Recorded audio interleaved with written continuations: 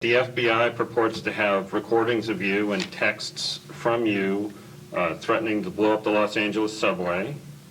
I've heard about it, but the first time I heard about it was when the FBI was interviewing me. Did you not say that? I don't recall saying it. And I don't recall... I remember making boast with the informant to kind of see what his resolve was, because he's coming across as he represented these people and he was in a higher order. So I remember making boast to see his resolve, saying, oh, well, if we did this here, just to see what he would say.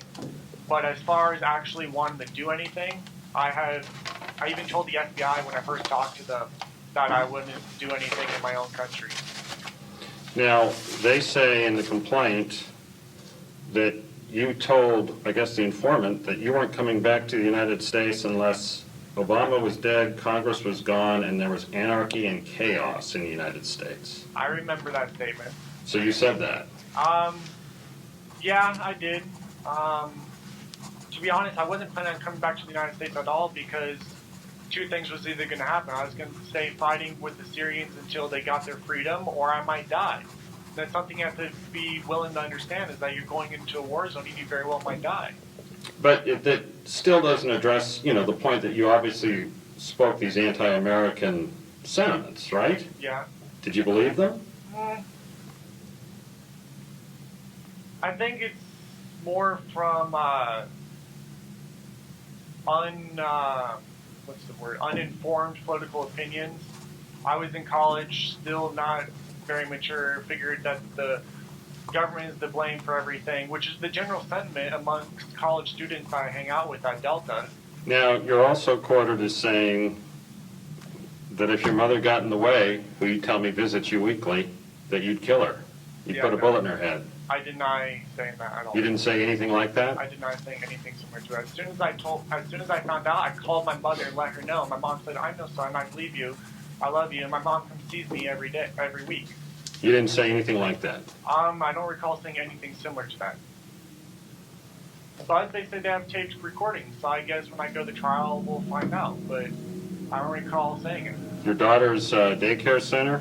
You remember talking about that? Yeah, What did you say? I specifically told the informant when nobody was there, too. I specifically said when nobody is there, so nobody gets harmed, because she went to a Zionist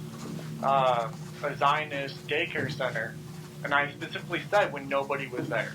But you said you were going to blow it up.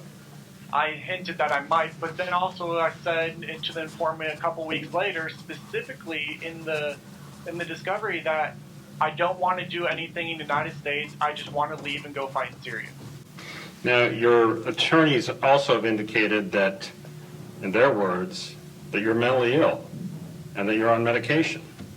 I was diagnosed with schizophrenia when I got in here, and I've been taking medication for it. It's been helping, but sometimes under stress. Is that Risperdal? No. They changed it to Geodone. And so, what is your mental state? Should I even be here talking to you? Do you understand the severity of the situation you're in? It's kind of surreal. The way it's... At times I'm kind of like a cracked egg and I can't cope with all the pressure and everything. And then at times I understand what I'm going through and have to be level-headed about it. It's a lot harder being in solitary confinement, I think. Because I'm a social person, I feel like it would be a lot easier if I was around people all the time and had someone to talk to. Because in solitary, you're here by yourself in a cell that's 6 by 8. With only your thoughts and voices talking to you. And in Sacramento County Jail. This is a horrible... I missed being in Seattle. At least the cops there were friendly, treated you good, and the food was good. And I had an imam that could come talk to me twice a week. The criminal complaint says that when the informant asked you who you wanted to join, you're the one who said, "I like ISIS." I told him I like ISIS, but he's the one who said ISIS is the best one.